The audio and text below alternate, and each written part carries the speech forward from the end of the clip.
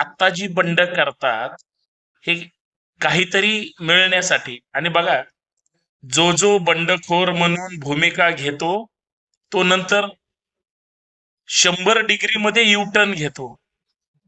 का त्याला पाकिट मिळालेलं असतं का? महाराष्ट्रामध्ये असं कुठलं जागृत देवस्थान आहे ज्यामध्ये एखाद्याने बंड केला, एखाद्याने सरकारच्या नेत्यांच्या पक्षांच्या विरोधात भूमिका घेतली आणि लगेच तिथं जाऊन ते सरेंडर होतात, सदरत्न वगैरे मिळतात ना, हे सगळं 2-4 प्रश्न विचारतात म्हणून ते तरी कमीत कमी बोलतात, पण बाकीचे सगळे खासदार मुख गिळून गप्प बसतात. बंडोबा फक्त मीडिया ट्रायलचे आहेत, लक्षात घ्या. हे फक्त स्वतःचं दुकान लावण्यासाठी आहेत, बाकी काहीही नाही. महाराष्ट्रामध्ये असं कुठलं जागृत देवस्थान आहे ज्यामध्ये एखाद्याने बंड केला, एखाद्याने सरकारच्या नेत्यांच्या पक्षांच्या विरोधात भूमिका घेतली आणि लगेच तिथं जाऊन ते सरेंडर होतात. म्हणजे ह्यांना पाकिट घेण्यासाठी हा सगळा यांचा कार्यक्रम असतो का जाणीवपूर्वक महाराष्ट्राची दिशाभूल करायची असते? खरं तर असं हे जागृत देवस्थान कुठे आहे महाराष्ट्रामध्ये? बघा, तुमच्या सध्या तालुक्यातला किंवा जिल्ह्यातला एखादा बंडखोर असतो. मी बंडखोरांबद्दल चर्चा करतोय. आणि बंडखोर इतका पेटलेला असतो की त्याच्या मनात असतं की हा नेता नालायक आहे, वर्षभर आयुष्यभर झाला आम्ही याच्या विरोधात संघर्ष करतोय आणि आमच्या नेत्याने आता त्याच्यासोबत युती केल्यामुळं त्याच्यासोबत आम्हाला आता काम करावं लागेल. खरं तर त्याच्यासाठी प्रचार करावा लागेल. हा जो शब्द आहे तो त्याला एवढा जिव्हारी लागलेला असतो, त्याची इच्छा नसताना सुद्धा तो उमेदवार होतो. आहे का तुमच्या इथं? तुमच्या इथं तसा माणूस नक्की आहे, तुमच्या नजरेसमोर सुद्धा आला असेल. तुम्ही त्याला बंडखोर म्हणत असाल आणि लाडाने आपल्या नेत्याला म्हणतो आपण बापू, दादा, नाना, साहेब. आणि हा बापू किंवा दादा एवढा पेटलेला असतो की तो अजिबात थांबत नाही. तो म्हणतो काय जरी झालं, मला कुणाचाही फोन आला, मला राज्याच्या मुख्यमंत्र्याचा आला, प्रधानमंत्र्याचा आला, विरोधी पक्ष नेत्याचा आला, माझ्या नेत्याचा आला, दुसऱ्याच्या नेत्याचा आला, कुणाचा पण फोन येऊ द्या, मी अजिबात पाठीमाग सरकणारच नाही. आणि साला एवढा शेपूट हलव्या नेता असतो.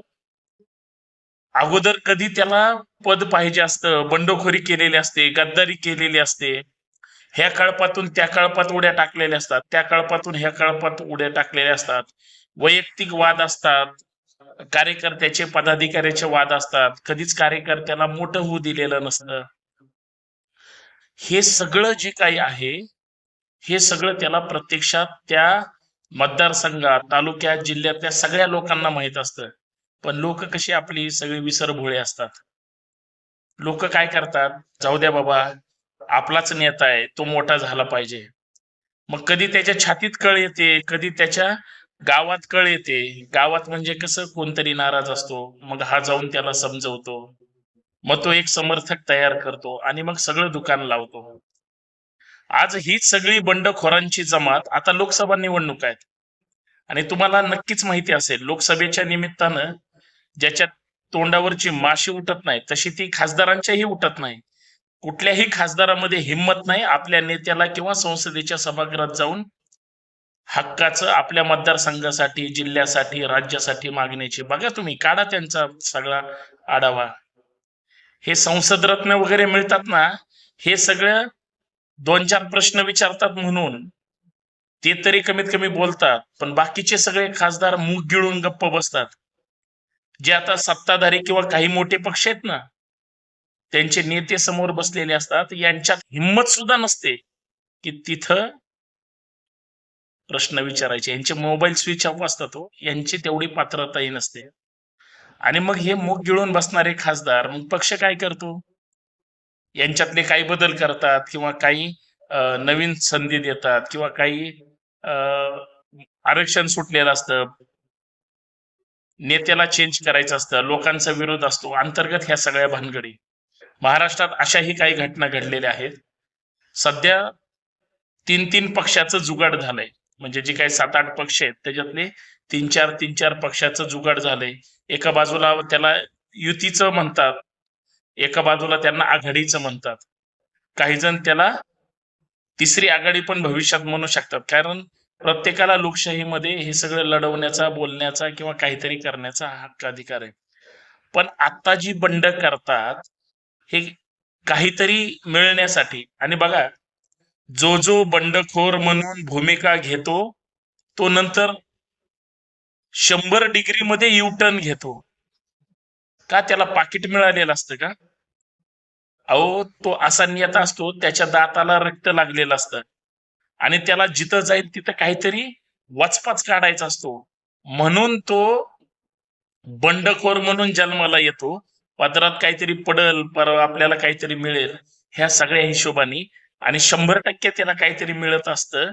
मिळेल ह्या अपेक्षेने तो बंड करतो. काही जण पक्षातून बाहेर पडतात, काही जणांना पक्ष नोटिसा देतं, काही जणांची सेटिंग होते. तुम्हाला सगळं माहितीये, तुमच्या नजरेसमोर आलेत हे बंडखोर नावाचे. नंतर कसे सरेंडर होतात.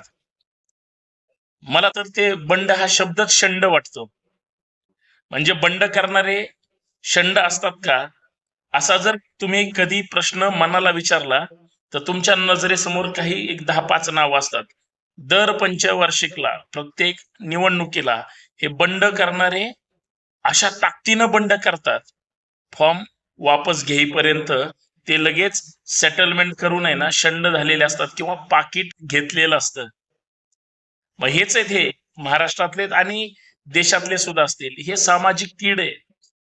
म्हणजे अशा लोकांना नेता म्हणणं सुद्धा हा नेता ह्या शब्दाचा अवमान आहे, लक्षात घ्या. सध्या अवमान करणारेच बंडखोर किंवा नेते म्हणून जन्माला आलेले आहेत.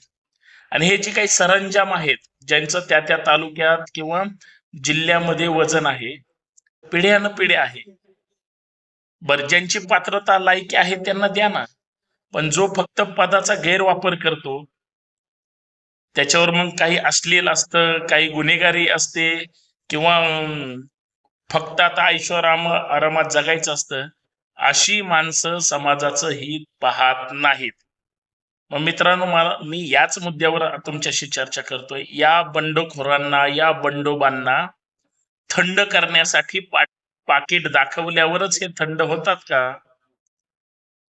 काही असे विद्यार्थी असतात, बस म्हणलं की बसायचं, उठ म्हणलं की उठायचं, भुंक म्हणलं की भुंकायचं.